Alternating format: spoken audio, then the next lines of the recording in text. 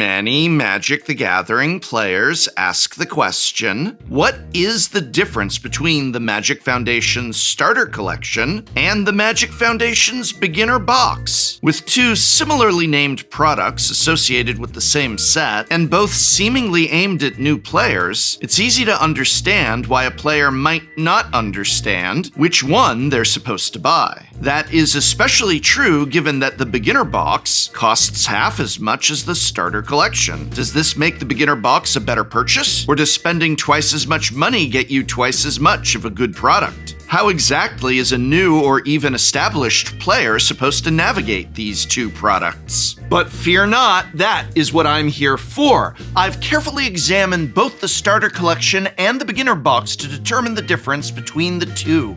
Are these products redundant with one another? Is one product a better bang for your buck than the other? What comes in each product, and what was each product designed to provide to the players who purchased them? How do you know which to buy? All these questions and more are what's in store, so let's take a look. Part 1. Contents. In order to compare the Starter Collection and the Beginner Box, we'll first need to know what each product contains and what each product is aiming to achieve. Let's begin with the Starter Collection. A Magic Foundation Starter Collection has an MSRP of $59.99 and contains the following: 384 Magic the Gathering cards, 26 of which are in traditional foil. 39 of these cards are mono white. 40 are mono blue, 39 are mono black, 38 are mono red, and 39 are mono green. There are also 29 multicolor cards, 23 artifact cards, 47 non-basic land cards, and 90 basic lands. These 384 cards are the same in every Starter Collection box. There is no randomization here. I'll talk about these cards in more detail in just a moment, but the box also contains 3 Magic Foundation's Play Boosters, 13 tokens, 2 reference cards, a How to Build Your Deck booklet, and a click wheel for tracking your life total. Everything I have mentioned up till this point is standard legal and will remain so until 2029. But I feel it's important to note that several cards from the set list of 384 Starter Collection cards do not appear in Magic Foundation's Play Boosters. But again, these cards are all still standard legal. That said, there are 3 additional cards in this collection that are not standard legal: Arcane Signet, Soul Ring, and Command Tower, included so players can also build a commander deck out of the contents of a Starter Collection. Unfortunately, this can create some confusion, especially among newer players, but they did at least put these 3 cards in separate packaging from the rest of the collection. Is it a good thing that this Starter Collection of an explicitly standard-oriented set contains cards that aren't standard legal to have more appeal to players of a completely different format? Well, I'm of 2 minds. First, I think that the potential confusion that this could cause is a real downside, and I do think it would be nice if a product designed for standard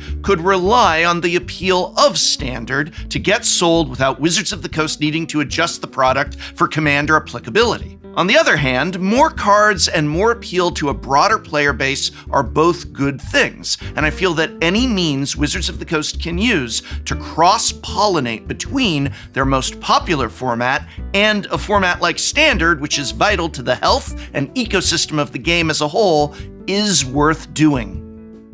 Moving on, though, there are some quirks to that list of 387 standard legal cards. As I've said, some of these cards are not found in Play Boosters, but they are all standard legal. Several of the cards on this list are also duplicates. White, blue, green, and red each contain playsets of useful 1-mana cards. A playset of Hinterland Sanctifier in white, a playset of Opt in blue, a playset of Llanowar Elves in green, a playset of Burst Lightning in red, and although black does not actually have a similar playset, it does contain 3 copies of Vengeful Blood Witch. Each color also has a few cards that come in 2 copies. The reason for this lies in the purpose of the Foundation's Starter Collection, to get you started on the process of building your first standard deck. We'll talk about how successful Wizards of the Coast was at achieving that goal in just a moment, but first, let's compare all of this to the contents of a beginner box. Now, a Magic Foundations beginner box has an MSRP of $29.99, and it contains the following: 10 Jumpstart half decks, each of which contains 20 cards from Foundations, usually 12 non-lands and 8 lands, though there are a couple decks that contain 9 lands instead. In addition to these 10 Jumpstart packs, the beginner box also contains 2 reference cards, 1 reference guide booklet, 1 how to play guide, 2 game board playmats, and 2 spin down dice for tracking life. If you're new to Magic, you might not know what a Jumpstart pack is. Jumpstart packs are a special kind of product designed for an easy-to-play Magic the Gathering experience. You simply shuffle 2 packs together and battle them against someone who's shuffled 2 other packs together. Though these are Jumpstart decks consisting entirely of standard legal cards from Foundations, don't confuse this with Foundations Jumpstart. That's a completely different product that is not standard legal. I will of course cover that product in another video very soon. But what's important to know is that these 10 Jumpstart decks are each built around a specific theme. In white, there is cats and healing, for example, vampires and undead in black, pirates and wizards in blue, goblins and inferno in red, and elves and primal for green. While the cats and vampires theme decks can be used to play Jumpstart like the rest of the decks, these 2 packs serve a dual purpose. The beginner box uses these packs for a guided tutorial experience, where one player uses the Cats deck against another using the Vampires deck. The cards in these decks are arranged in a specific order for this experience, so don't shuffle them if you want to play the tutorial. Every card in the beginner box is standard legal. There are no surprise commander cards in this product. There are also no duplicates here. Aside from the lands, every deck list consists of unique non-land cards. To me, this is reminiscent of the Magic the Gathering starter kit, which was first introduced in 2017, which contained 2 decks specifically ordered to walk players through their first game and then for you to shuffle up and play with for subsequent games. For those who picked up a beginner box, after you've played your first tutorial game of Cats vs. Vampires, you can shuffle up any 2 decks and battle them against any other 2 decks as many times as you'd like. There are dozens of deck combinations you can build and literally hundreds of different matchups you can play using just these 10 decks. Although this is essentially a self-contained product, since these cards are all standard legal, you can certainly begin building up a standard collection using this product as an entry point. You'll just be off to a slower start than you would be if you had picked up a starter collection. So speaking of that comparison, let's talk about which product is a better purchase. Part 2. Compare and contrast. The first question you should ask yourself when deciding between purchasing a beginner box or a starter collection is, what am I looking for in a Magic the Gathering product? Are you a brand new player looking to learn how to play Magic for the first time? Or have you played a few games of Magic before and you want to dip your toes into the next step of the Magic process, building your very own deck? Another way to frame this question is this: do your friends already play Magic the Gathering and maintain collections of their own, or are you the first person in your social circle to start playing Magic? If you're brand new to the game, and especially if you don't already have a group of friends who play the game, the beginner box is the best product for you. The beginner box is a fantastic entry point for new players, as it really does come with everything you'd need to both learn to play Magic the Gathering, as well as carrying the much more reasonable $30 price point. The beginner box is also the perfect gift for a child or a friend who hasn't played before, or for yourself, because sometimes it's okay to just give a gift to me from me. But basically, for anyone who's just been curious about the game but feeling daunted by it, the beginner box is the way to go, and I feel it is one of the best introductory Magic the Gathering products Wizards of the Coast has ever released. One of the things I love about this product is that once you've gotten the hang of the game, you've battled all the different combinations of theme decks against one another, and you're now ready to broaden your Magic horizons, it's very easy to do so by just purchasing additional Jumpstart packs from the Foundations Jumpstart line. Again, these Foundations Jumpstart cards will contain some cards that are not standard legal, but as long as you're just using them to shuffle together with the Jumpstart packs in the beginner box, you don't need to worry about that. A great gift I'd recommend for kids would be the beginner box and a few additional Foundations Jumpstart packs, which will provide them with a fun and accessible gameplay experience. I do not recommend the beginner box to anyone with experience playing Magic the Gathering already. The same accessibility that makes the product a great fit for new players also means that more enfranchised players will find the product too simplistic to make for engaging gameplay. Now, this is not in any ways a knock on the beginner box as a product. It just means that what makes a product worth it for players brand new to the game may be what makes a product not worth it for those already established in that game. The Starter Collection, on the other hand, does offer some value to players of all experience levels. The goal of the Starter Collection is to, well, start your Magic the Gathering collection, but not to begin your Magic the Gathering journey necessarily, as that is the beginner box, huh? With the Starter Collection providing 90 basic lands, a slew of non-basic lands, and over 300 non-land cards of all different colors to build decks out of, this product provides a solid, yes, foundation for Magic players of various starting and experience levels. The problem with this is that the Starter Collection does not contain many play sets of cards, by which I mean a set of 4 of the same card. This matters because in Standard, as indeed is true for all 60-card constructed formats, you can play up to 4 copies of the same card, and most decks do indeed play 4 copies, or maybe 3 to 4 copies, of their best cards so that they're more likely to draw them. So in terms of how well the Starter Collection gets you towards building a viable Standard deck that you can take down to your local games store and have a decent shot at winning some games with, well, the answer is not very. You would be very hard-pressed to field a Standard deck of 60 cards from the Starter Collection that puts up much of a fight against most of the decks that other players will bring even to just an average Friday Night Magic. What the Starter Collection is great for is 2 things. The first is giving you the tools you need to build a casual, constructed deck to play against your friends in what's known as kitchen table Magic.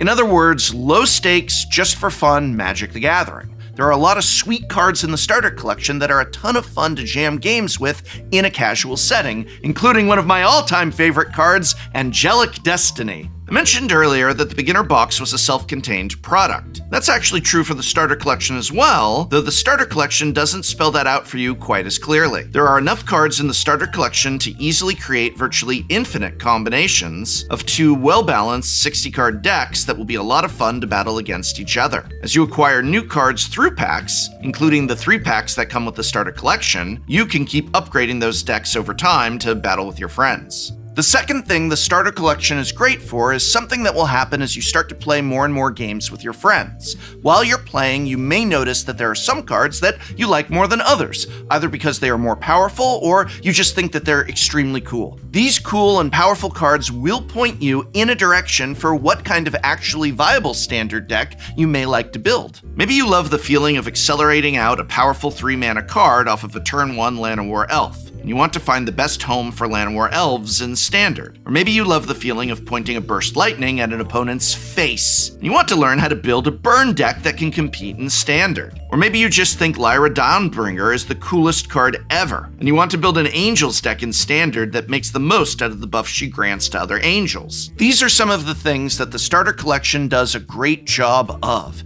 It won't give you enough cards to build these decks using just the cards you open in the Starter Collection, but it certainly will give you a direction for purchasing additional cards to start building a genuinely viable Standard deck. One thing you'll notice is I have not at any point in this video talked about the financial value of these 2 products. That is for 2 very important reasons. The first is that neither product contains all that much in the way of value, certainly not relative to the cost you have to pay to get the product. Yes, getting over 300 cards for the $60 you spend on the Starter Collection is in many ways a very nice deal. And yes, there are a couple of $5 cards hidden among those 300 cards, such as Darksteel Colossus and the aforementioned Lyra Dawnbringer. But I suspect that at the rate that this product will be opened, even those card prices will drop considerably within a month or 2. The value of the beginner box as well is essentially nil, especially after this product has been on shelves for a bit. But that brings me to my second reason for not talking about financial value. It's just not the point of these products. These products are intended for brand new or early phase Magic the Gathering players to get started playing Magic and to boost their collections, not for experienced players who are looking to crack open good value. Final conclusion? Both the Beginner Box and Starter Collection are great products for what they are trying to do, but they do very different things for meeting the needs of very different players. The Beginner Box is for players brand new to the game, especially kids or people who have never played Magic the Gathering before and are only just beginning to learn how to play. Established players will have little to no need for the Beginner Box. The Starter Collection casts a wider net and is the perfect product for any player looking to start their standard deck building journey and collection. It may not give you all the tools you need to build a full standard deck for Friday Night Magic, but it is perfect for casual players who are looking to take the next step in their deck building, as well as for established players of Magic the Gathering who are becoming interested in formats like Standard. Brand new players can also get a lot of worth by picking up a Starter Collection, possibly in addition to a Beginner Box. If I were to assign a letter grade to each of these products, I would give the Beginner Box an A- and the Starter Collection a B+. My biggest issue with the Starter Collection being that it could do more to help start you on your journey to building your first Friday Night Magic deck. But regardless of grade, these are two very good and even excellent products, and the main thing that you should keep in mind, beyond the fact that they do not have much, if any, financial value, is simply which one will best meet your needs as a new or casual player of Magic the Gathering. And in that regard, I hope very much this video has been of some help to you. You can help me out greatly just by watching another video, whether it is our Is It Worth It to Buy video for Magic Foundations as a whole, or just the Magic Foundations Booster Box game. These videos are linked in this video's description below. And remember, whether you are buying a Beginner Box or a Starter Collection, when it is possible and when it is reasonable to do so, try and spend that money where you will spend time playing this great game, and that is at your local game store. You're supporting your Magic the Gathering community when you do.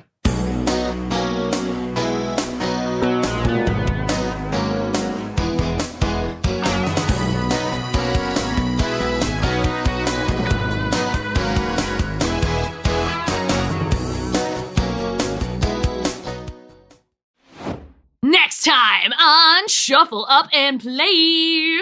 We will be playing this Commander game with a twist, inspired by Share the Spoils. Exiles the top card of each player's library, which we will be doing here today, and then during each player's turn, that player may play a land or cast a spell from among cards exiled with Share the Spoils. I'm gonna pass the turn and watch Prof play my Tezzeret. plan. I don't even need it. Oh. I don't even need You're it. just making enemies just cuz? You're already. I don't want a forest, I want a red! Can you name without looking what flanking does? Where you come from behind and just like kick their Yawgmoth. or something like that, and that In the game. Oh, I don't ruin this to Prof! I got that! I was gonna do that against Foxy. We got it! Yeah! Who wants to get infected first?